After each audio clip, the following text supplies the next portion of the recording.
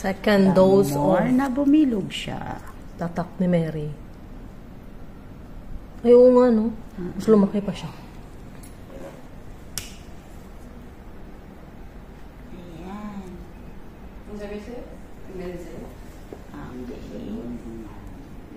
The more na mapula. Ayan.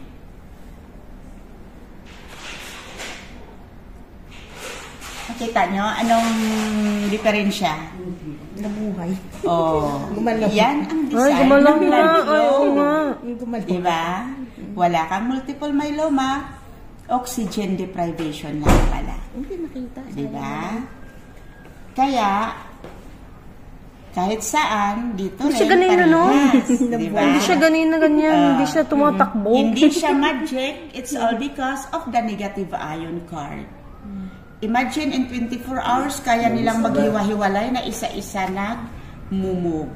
Diba? Ay, ba't sila nakita? Bakit nagkikita? Bakit? Ayun, nakita mo. Ayan. Ang galing na So, buhay. pag sila. Ayan, nabuhay ang blood ni Mary. Malayo dugo. Pag ganito Kaya po ang nga. blood flow, malayo kayo magkaroon ng high blood pressure. Opo. Kasi pag hindi nag-flow, prone kayo ng mataas na blood pressure. Ayan. magaling lang Titingnan naman natin ang yung oxygen. Di ba kanina yung oxygen ang nipis, hindi mayroon lang ano, pero ngayon lahat makapal yung oxygen. Ayan. Makikita natin ngayon na lahat ng nutrition, kahit anong laklakin mo, pag ganito ang kabilis, ang blood circulation, kahit anong laklakin mo is magpapakinabangan ng katawan mo. Nag-a-absorb Katulad siya. ng vitamin A, kumain ka ng squash or whatever yellow foods, papapakinabangan ng mata mo yan. Kasi malakas ang blood circulation.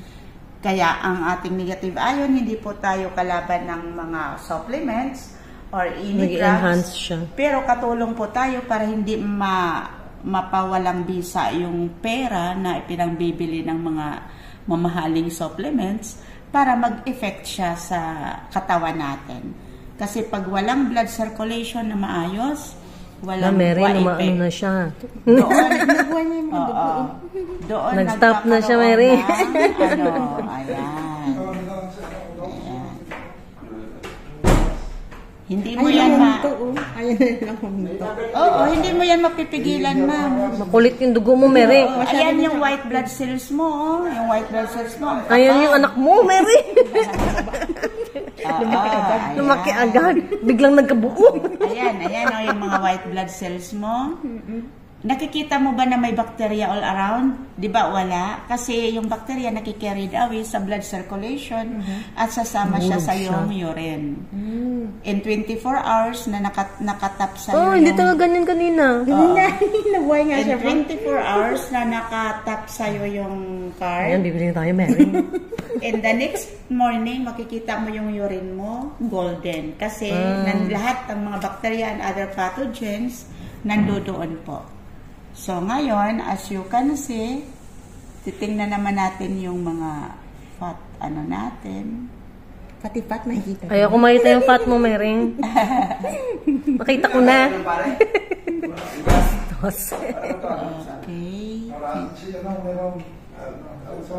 Ito yung ma'am, ito yung mga namatay na blood cells dahil sa too much compression kanina. Lahat ng mga kasi syempre hindi sila mga makahinga. Itong mga ito, mga dead cells na po yan. Ayan. Makikita natin, mayroon po mga maliliit kumpara sa normal, di ba? May mga maliliit kumpara sa normal, marami sila. Ibig sabihin, nilayasan na sila ng iron. May iron deficiency po. Ayun. So, Ang kulit kasi ni Mary. Ayaw mo inom ng mga kung ano-ano. kahit naman ka uminom ng mga kung ano-ano, kung hindi nagsisirculate, ito po ang mga cholesterol build-up po natin.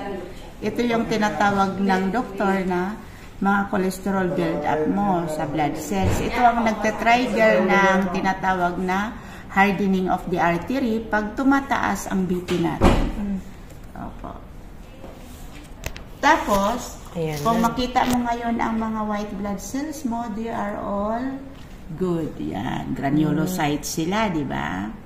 Then, tingnan pa natin yung plasma level niya. Yan. Madami po tayong mga dead cells. Dito po, ito po yung portion kanina na wherein very thick po ang cell aggregation. So, makita po natin ang daming dead cells. Ito Yung mga po, hindi gumagalaw, ma'am? yung mga maliliit na po na mga nagigiring-giting, mga dead cells po sila, na nangangailangan din ng attention.